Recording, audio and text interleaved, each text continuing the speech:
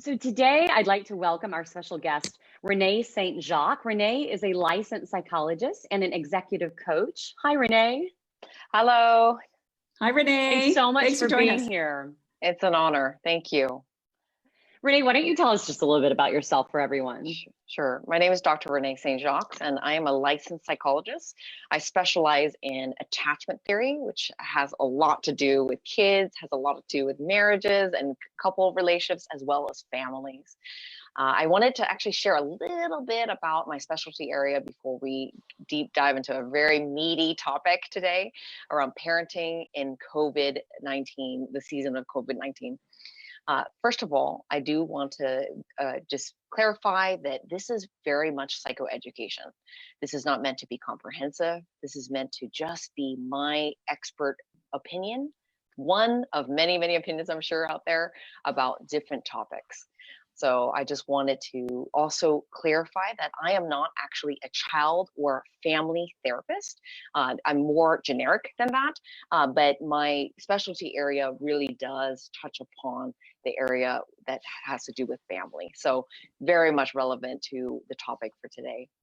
Thank you. Thank you so much. Yeah, you're welcome. Renee, we've been so excited to have you. Terry and I are both parents, and as are many of our listeners, and businessmen and women. And obviously right now is probably one of the most challenging times that I think many of us have had as parents because of COVID-19. So we can't wait to dive into this with you. We've had so many questions already from listeners that have written in beforehand. So do you mind if we just throw them at you? Okay. Let's do it. So I'm sure this will be applicable in America. Here in Italy, kids and parents, but especially for kids, this is difficult. They haven't been out of the house, many of them for 8 weeks. Playgrounds are closed. You cannot see your friends. Obviously, they haven't seen their teachers.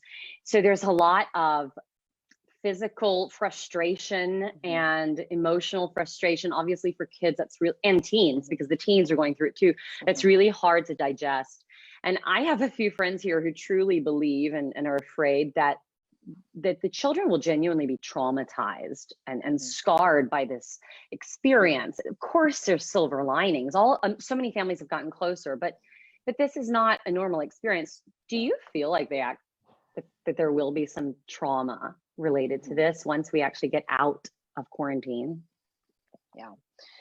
Particularly for the very constricted situations where there are no ability to go out and actually have a lot of fresh air in a given day. And the way that things are handled at home really actually has a lot to do with the level of trauma that may happen for a child.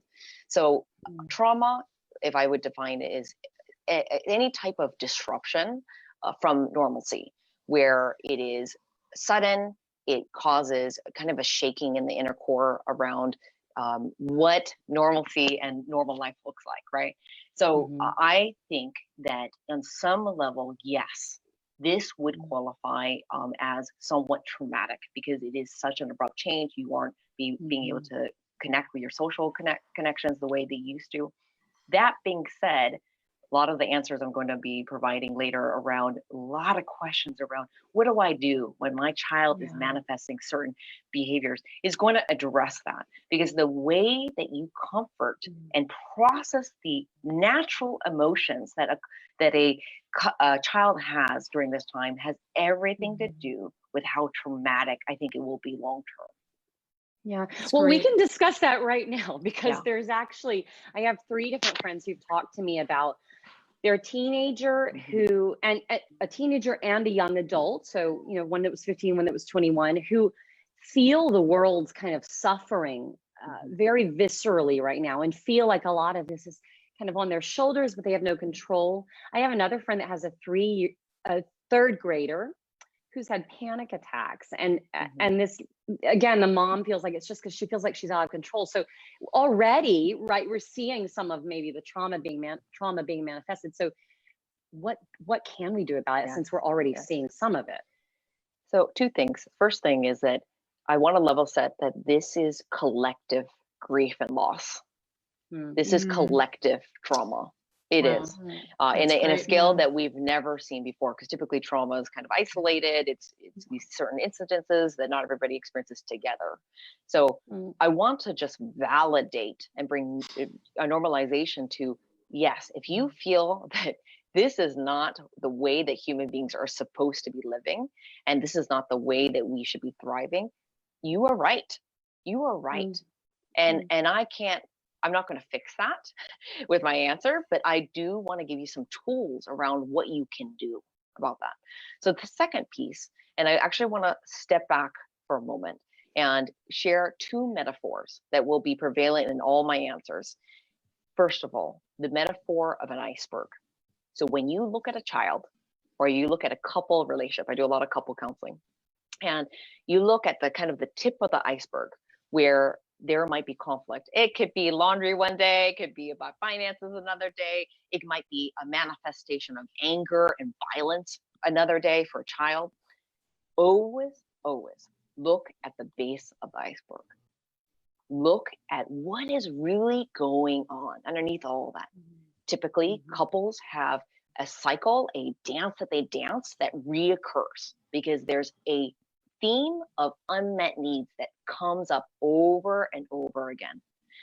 For children, there is definitely some unprocessed pain that you will experience. I mean, just from naturally being taken, uprooted from your community, from your classroom, from children are creatures of habit. They thrive in structure and consistency and having the predictability of when they wake up, this is what's going to happen. And when you take that away, there's going to be real feelings about all that's happening. So the second metaphor is a metaphor of a pit. So just pretend I am standing in front of a pit, and it's a dirt pit, it's very large.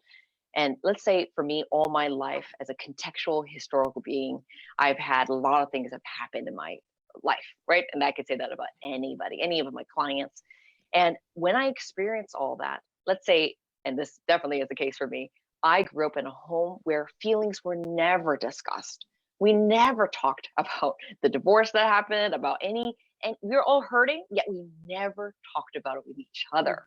Nobody asked me as a child, how do you feel that your dad left? Or how did you feel when such and such happened? A friend betrayed you or whatever. Nobody really talks to a child that way typically. So here I am, and I put all that pain into that pit, right? So that metaphor pit. And over time, as an adult, I can become a masterful avoider and stuffer. And over time, when you think about, even for a child, if you teach them to stuff, just be strong, don't cry. We don't talk about emotions here. We got to be positive, right? This is a hard time. We got to stay positive. What ends up happening is that pain will be so full that addiction on some level may be good, maybe addiction to achievement, to addiction to substances or harder things that are scarier. That happens naturally because there's no room for processing pain. So that would be my answer for these scenarios. All these scenarios seem different and unique, but to me, I see a common theme. Wow, that's really insightful. And I as I listen to you, I just think how important that is on so many levels. And if they can learn to get through something so traumatic right now and use this and maybe a tool that they have learned to use to get through this, they can bring into the rest of their life, which I think would be really amazing. And also, like, what do you tell parents that take this so personally? I remember, and I still do, you think, everything is your fault, right? Or you're responsible for how they turn out or whatever this is, or how they get through this situation. So I know maybe that communication piece and the children really feeling their feelings, but how do you tell the parent to manage themselves through this? Absolutely. Yes. Very good question, more Terry. More than ever, does a parent have to not only what I would call emotionally regulate or help regulate the child? Because part of that explosion or manifestation of violence or whatever is so much being stuffed up, right? So part of the child's need is for the parent to come and be able to regulate them. Okay, we can go through some tips around how you can regulate a child, but regulating an adult. So many times I do a lot of exec coaching. I'll see CEOs, C-level execs, and I'm sure Terry and Elia, you've seen this, where they're having basically the equivalent of a child's tantrum, but as an adult. Because even though physically they're 50 years old, developmentally they're maybe 8 or 10, because they've never learned the EQ skills to process their emotions, right? And this may seem very Renee, basic, but yeah. What's EQ, just for the audience? Oh yes, it's emotional intelligence. So you think about IQ. Okay, good. But emotional intelligence is really the ability to perceive and monitor the feelings that you have, and to use them as data to make choices from, not directives, right? So being able to grow that ability. So answering your question, Terry, let me just go back to that. So how do you deal with the reality, and I feel it too, the reality of mom and dad guilt, right? Parental guilt, right? That happens. And even that can be processed. Would I process it with my kid? No, I'd process it with an adult, right? Because that would be appropriate. But let me just actually stop for a moment and just give you a framework for how you can process your own emotions as well as with your child. And guess what? I just had my children, I have a 2 and 4-year-old, do it with each other. Wow. So they're comforting each other when they fight. Amazing. Okay, so your really children are so lucky. They are lucky. The first step is to ask the other person, how are you feeling? Or what are you experiencing right now? That's the first question, is to inquire. So many times people will say what they think, not what they feel. So when I'm asking somebody that, I'm listening for feeling words. Because guess what? When you look at the brain, when you look at the prefrontal cortex of a child or even an adult, their prefrontal cortex, which is the section of the brain that is executive thinking, being able to think rationally, being able to, when we're angry, we're not rational, right? Physiologically, we're ready for a fist fight. We are not ready to think rationally, be kind, be empathetic, right? And so essentially, when I ask my child whose prefrontal cortex is actually not fully developed, I'm actually recruiting whatever is developed there. So they can actually, I can see it in my child who's what I would call flooded. When they're tantruming, they have so much feelings, they just start flowing up, right? And when I start getting my daughter, who's 4 years old now, but since she was like 2 years old, she could tell me her feelings. She'll say, I'm angry, I'm bitter, I feel disrespected, I feel shame. I mean, she says this because she has learned the language of feelings. So she's articulating back to me. She's starting to recruit that prefrontal cortex. I can see her calming down physiologically. And then what I do is I repeat it back to her. Okay, I validate. First of all, I validate. No matter even if you were wrong, right? We do the same thing with couples, but we become attorneys with each other, right? Where we become, it's all about logic. It's not about logic when it comes to EQ. So I validate. That's a lived experience. You were triggered. You felt guilt. You felt shame.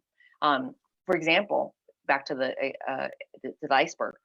Under anger, so that you see the manifestation of anger for the child. Under anger is typically something deeper: fear, hurt, or shame. So many times when I see my daughter angry, I'll say, "Do you feel hurt? Do you feel shame? Do you feel sad?" Like really getting into those more vulnerable feelings. So first step, what's your feelings? Repeat it back. I validate it, right? And many times with an adult, I wouldn't do this with a child because it depends on how old the child is. I'm going to inquire. I'm going to become a detective. So what about that was so disappointing? What about missing your birthday, right? We're celebrating with your friends, having to cancel that party was so disappointing. And it's interesting. You're going to find things from your child that you didn't even know because you never asked. Wow. It wasn't, it wasn't because their friends couldn't come, but it was because of something else. I actually wanted to celebrate with my teacher, or, there's some nuance that you're not going to get. Absolutely. That texture. Yeah. Yeah. And then the my very son, last thing. Yeah, please, Elia. Oh, so no. Go on, Renee. No, we want to hear the last thing. Let me finish the last thing Yes, of that loop. It's actually from a book called How We Love. I have it as a resource. I'm going to send it to you. That's good, because someone just asked if there was a book. Yes, it's a Jill book that Rathburn. steps Yes, through it's listening. all this. Yes, it's actually called the Comfort Circle. And Comfort so you're Circle. going through all this, and it feels formulaic in the beginning, but I literally use it daily with my husband, with everybody. I use it, and it's amazing because especially in couple settings, all that buildup of bitterness, and you know how it is. I mean, you're living in small quarters. You can actually process that, and so you're not having this backlog of bitterness and tension with your partner, and even with yourself. So good. Okay, so we back can to put the that last. in the chat. We'll put all that information in the chat too, all so of it, people can all find of it. Okay. The very last step, and this is so simple but so profound, is asking the child, and even your spouse, or even for yourself, to define this for yourself. What do you need? What do you need from me? What can I do to make this better? So simple, but essentially, if you do not know what you feel, you do not know what you need. And so a child who feels frustrated or disappointed or whatever, they can't articulate what they need because they don't know what they feel. But following that line of logic, it actually helps, and being able to define that. So I really, really love that. And I would encourage every single one of you to try that with your child. It's in the beginning, it's going to be a little bit of a culture shock. Like, what are you doing? Why are you asking me that? I don't know what I feel, because many of them have never been asked. But think about like printing out a feeling word list, put it on your fridge. There's posters that have what I used to do is actually draw the faces, like cartoon faces of how did you feel? And obviously there's many feelings that are underneath that. Love all of this. Can I do this with my husband? I just want to know. Please. So I don't have kids at home. Everybody with your husband. Absolutely. I do it all the time with couples. Okay, good. I was just going to say that my son is 5, and I had the fortune last week of talking to Renee to prep, for today, and she gave me a bit of this advice. And I wanted to tell you, Renee, that my son, who has been quite aggressive in this quarantine because he doesn't know how to express his disappointment of missing his friends, he'll kind of act out and kick. And a lot of people have written in saying their children are going through the same thing. And I did what you said, Renee, last week after we talked, and I spoke to him, and he got it out, and he said, I just miss my friends. I miss my teachers, Mommy. I miss school, and he, since then, sometimes he still has moments where he's acting out, but he's just been a little calmer since. And I've tried to talk to him about it. So it's been quite a relief actually in our house, because it was an emotion that was taking over, kind of all over. So thank you. And listeners out there, please send in comments right now, because I'm sure that you're relating to some of these things. And I think these tools are, Elia just used is phenomenal, and really powerful. I know. Yes, and I know that there's a lot going on in when everybody's confined as well, and so much parents, and how do couples create a balance and get time by themselves, or individuals. And I'm sure the children feel the same way because they're with their parents all the time also. Terry, I really miss date night, with my husband. I really miss alone time with him. Very critical. I do want to actually address that as well, but let me just actually back up again with the whole. Okay, so I want to make a distinction between behavior and feeling. So when I see, let's say for your son, a manifestation of violence or whatever, right? I want to validate the feeling that's in the base of the iceberg. I want to validate, wow, you missed, there's sadness there, there's grief there. Let's validate that. Now, the tip of the iceberg, which is typically some kind of behavior, right? Manifestation of being unkind or whatever it might be. I always say that's not okay.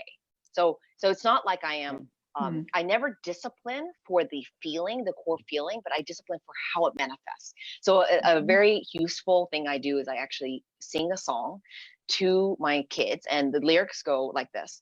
It's okay to have big feelings. Use your words, not your actions. Use intention, not reaction. So my kids literally sing this song back to me because they know when they get disciplined, and what discipline typically for me is I use consequences, right? I use consequences because guess what? The consequences are going to go way higher when they become adults and they act out that way, right? Or they choose, they make bad choices. I never say bad girl, bad boy. I never say a good girl, good boy. I always say these are choices.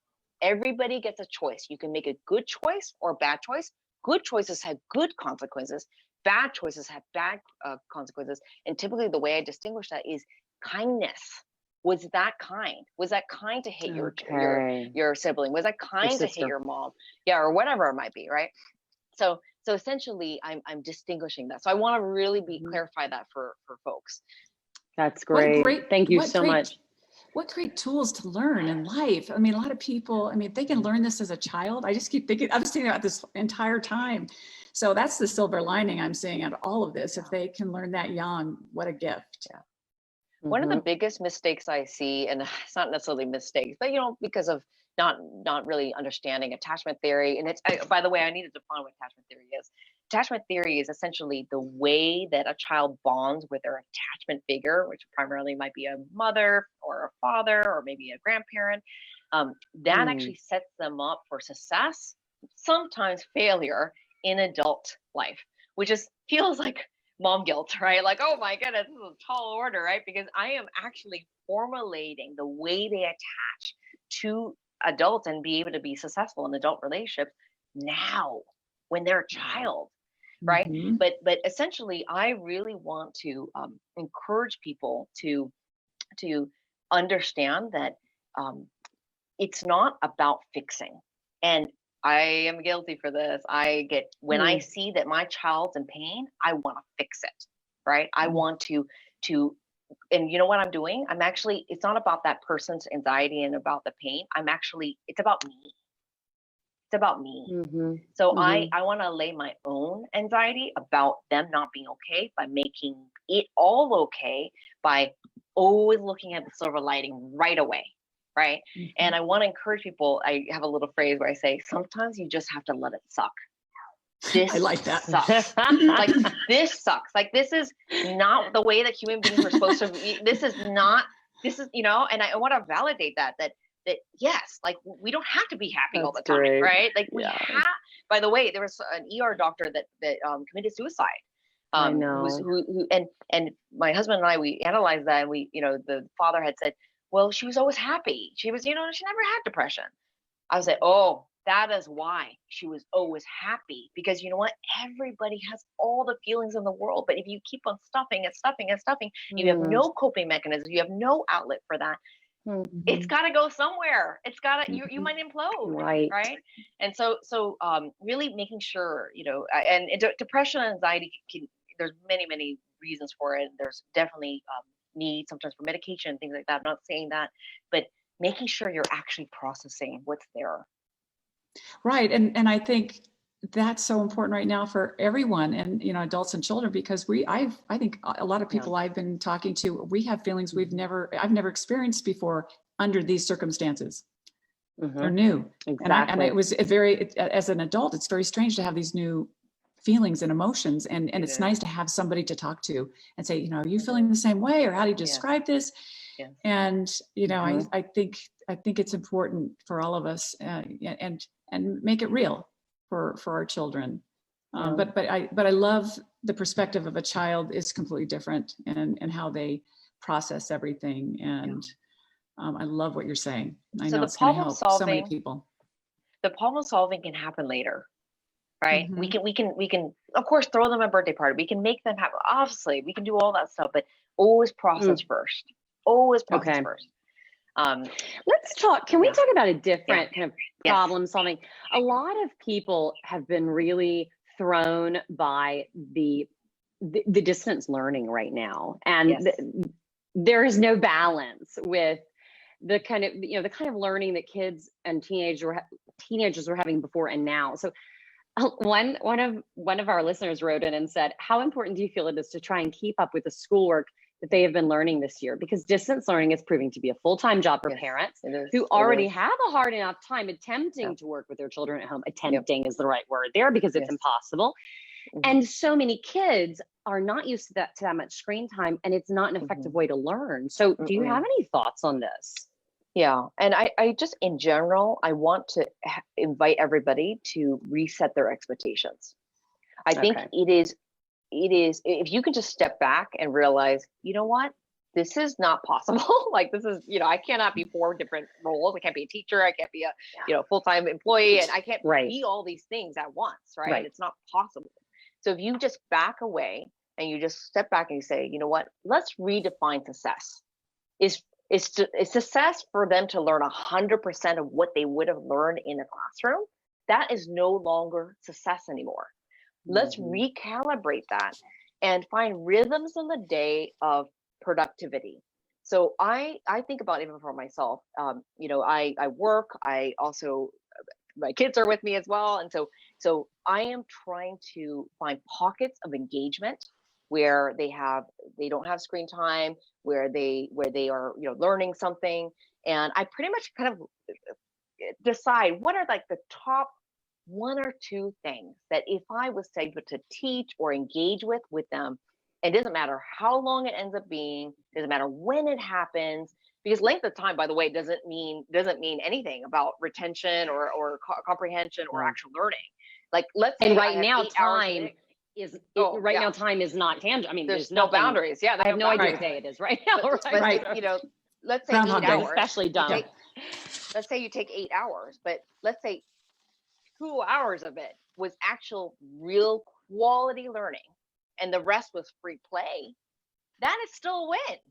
You still did something. And so literally, like, if you just named 1 or 2 things that you did with your child that maybe they struggle with, they need to strengthen, and the others are just fluff and busy work, let them do free play. Do you know free play is so good for their development when they're able to just do art? By the way, when I think about those in Italy that have confinement, do art. There's so many therapeutic benefits to art therapy, and your child may not really like that, but if you gave them a bunch of paint and you just said, go ahead, we're gonna cover the floor, we're gonna make, but that is so therapeutic. And let's say they're having some anger or some tantrum, be like, paint something that expresses your art, your anger. Oh, I see some red. Okay, what does that mean? What does this splatter mean here? Like, let them tell a story to you through their art. It's so amazing. And then also movement, not only for their child, but for you. Guess what? You have a lot of pent up. As a parent, you have a lot pent up. I already know that for you. So and I'm saying you, collective you, everybody. Of course. And so if you're not exercising, literally everybody I coach, I ask them, are you exercising every day? Or are you exercising on a regular basis? And I don't want to guilt trip anybody, but you have to move. You have to. I mean, you don't need a lot of space. You can run in place. You can, there's tons of work. I took a rag and put it on the floor and started doing all these like kind of slider workout in the kitchen. And it took me 5 minutes, but I had such a burn. And it was, it is a natural antidepressant. Not only for there's you a family as an adult, here but for your child. That's perfect. There's a family here that does daily dance parties because their kids are too young to like go run or something. And so they blast the volume and they have like 30-minute dance parties, and they're sweating by the end of the way they move because they can't get outside anyway, So especially in Italy. Exactly. The kids can't go outside or go on a bike ride or, so I'm sure there's some online, that's a fantastic thing to dance. I think there's been a lot of dancing going on, which is so good for kids. For sure. Music. There's yoga for kids. There's yoga. Oh, for yeah. kids. Oh, yeah. And both of my kids know, both of my kids know how to do that. And they're 2 and 5. All that. Great. Renee, I have another question as like a following, Terry, if you don't mind, because it's just a natural. Sure.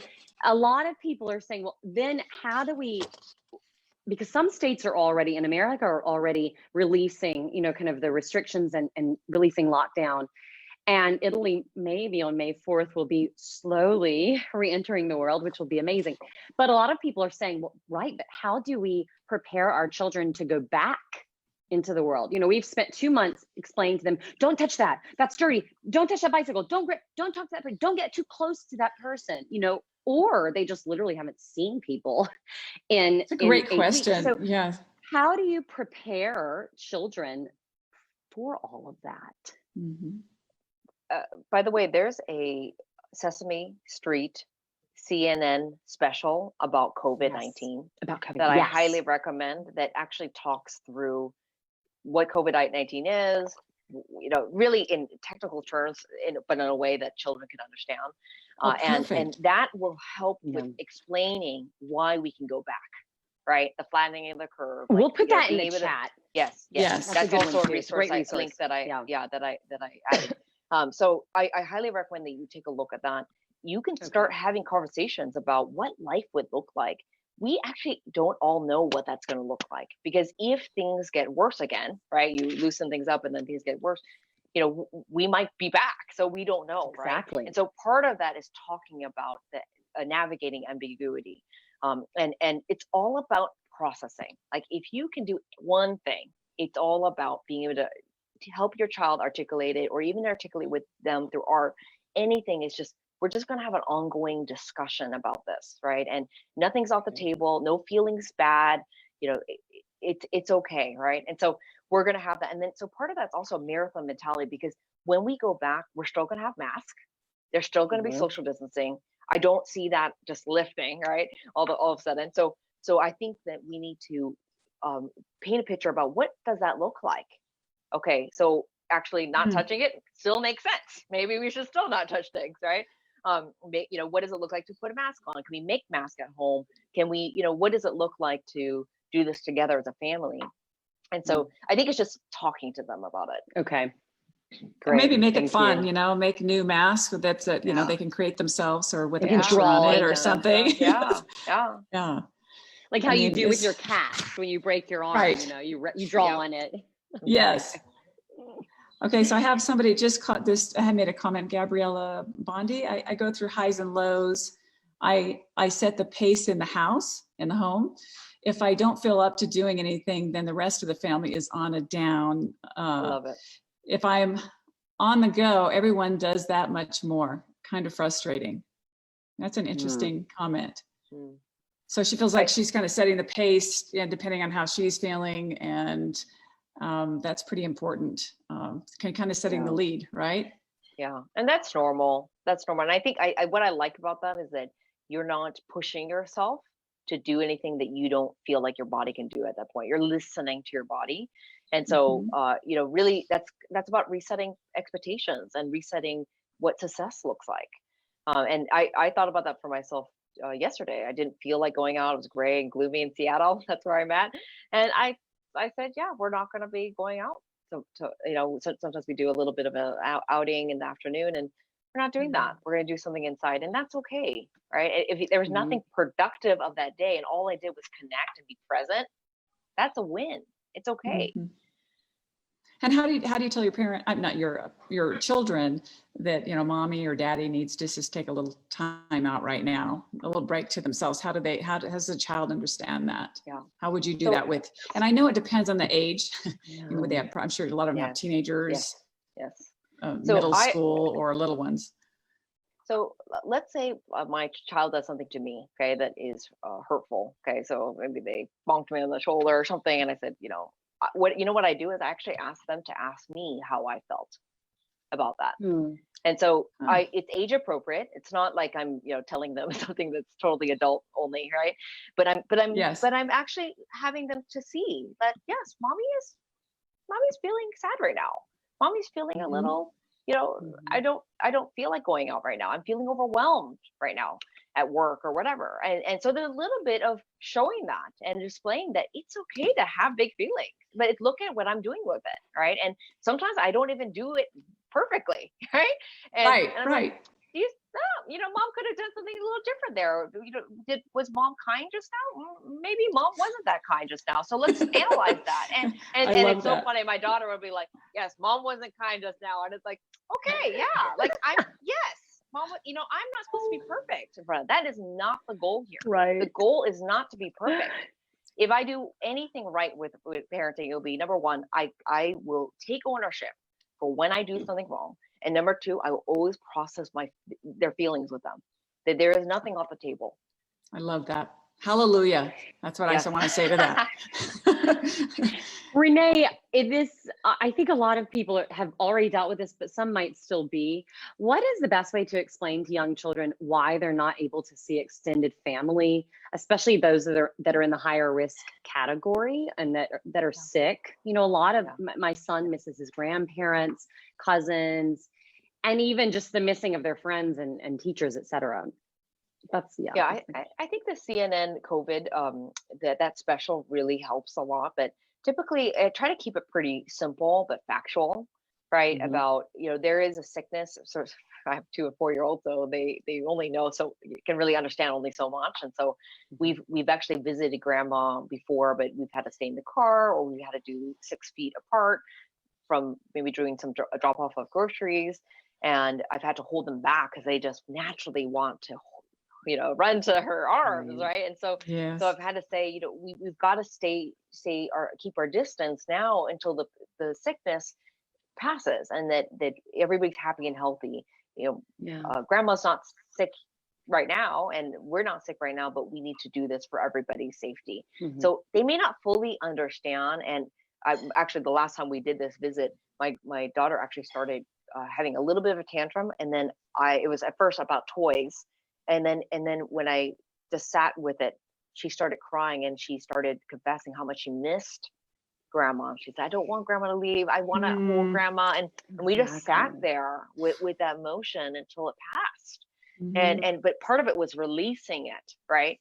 And so really making sure there's moments for that. Oh, that's so good. That's great.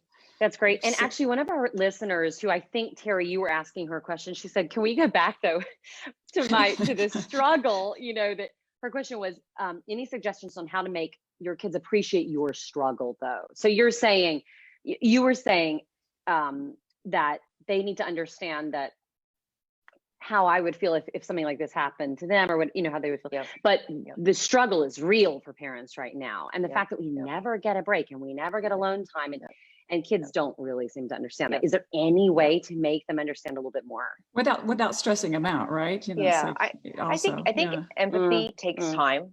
I think empathy takes time. I think, you know, for me, I've been doing this with my children for a while, in terms of, you know, when they hurt each other or they hurt me, we always go through, you know, what's the impact basically? How does that make you feel? And then we actually, instead of just saying sorry, we either do like a shortened version of the comfort circle, or we will say, will you please forgive me? And so we talk about I love that. forgiveness, right? And so this is an empathy. I could see the muscle growing. Like my daughter's kissing the boo-boo of my son after accidentally throwing something that hit him. And so there's that empathy that's being built, right? It's a muscle. Now, if that hasn't been the rhythm with your children, that's okay, but it takes time. So don't expect it to turn on right away, right? Especially if they've never even talked about their feelings or even have an awareness, right, that's there yet. But I would say really take care of yourself. It cannot be underestimated, like how powerful self-care is right now. For example, I have defined for myself that I need at least 2 hours to myself once a week. So I from the beginning of quarantine, I told my husband, I said, I need 2 hours, basically a date with myself, 2 hours, even if I'm literally in the car for 2 hours by myself, or I'm going around the neighborhood. In Washington, we can go for a drive.